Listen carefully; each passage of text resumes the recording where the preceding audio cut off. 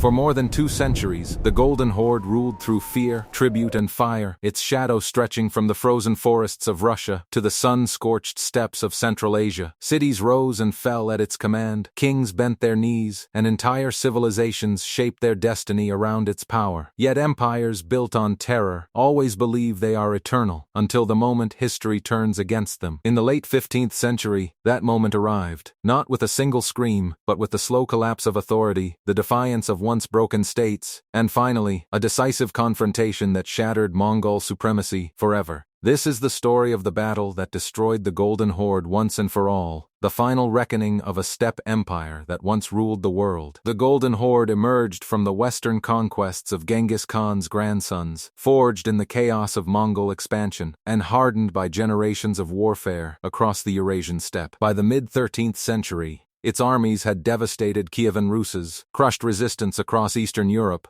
and imposed a system of tribute that transformed Russian princes into vassals.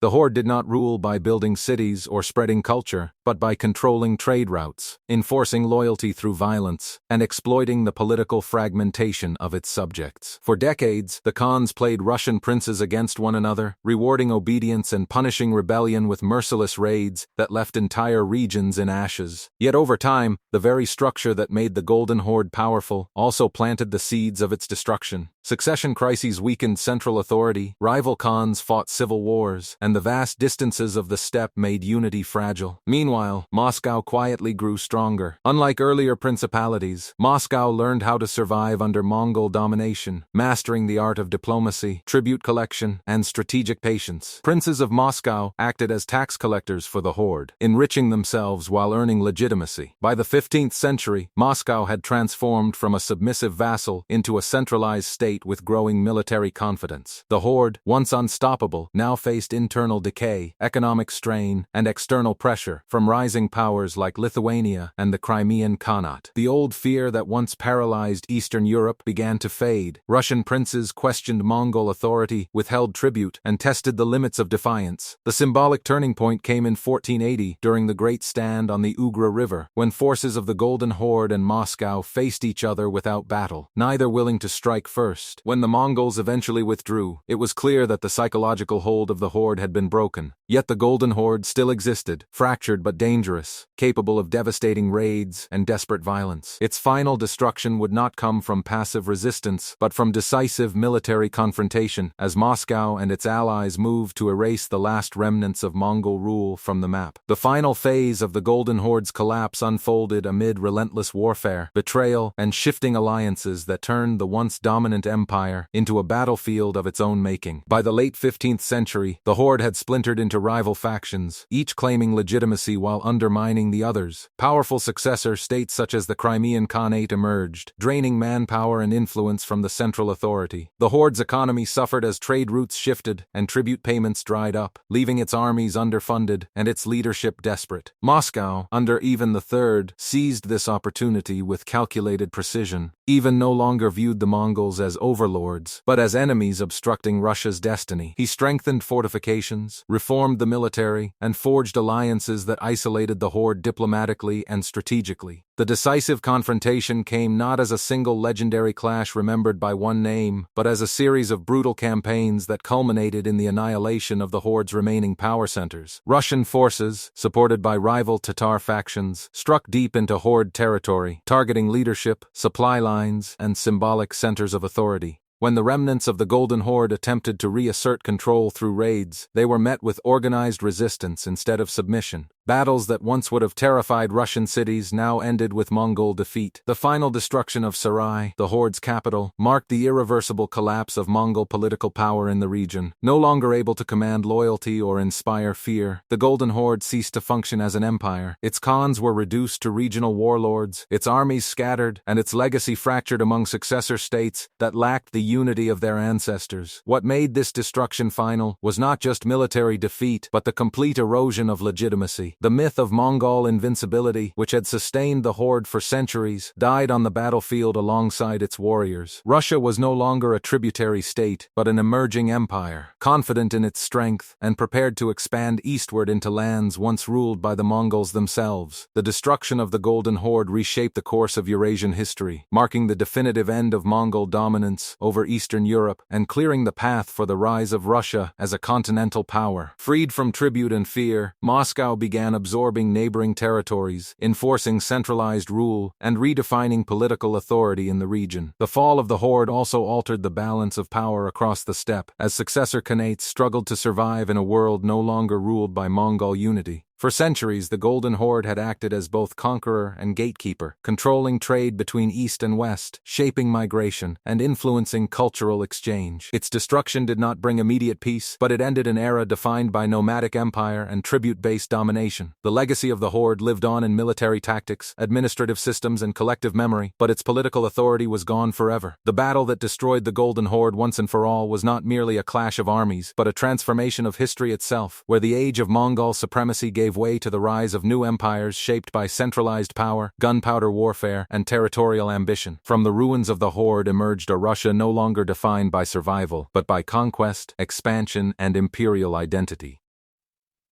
This moment closed the final chapter of Mongol rule in Eastern Europe, proving that even the greatest empires, born in thunder and blood, are ultimately mortal.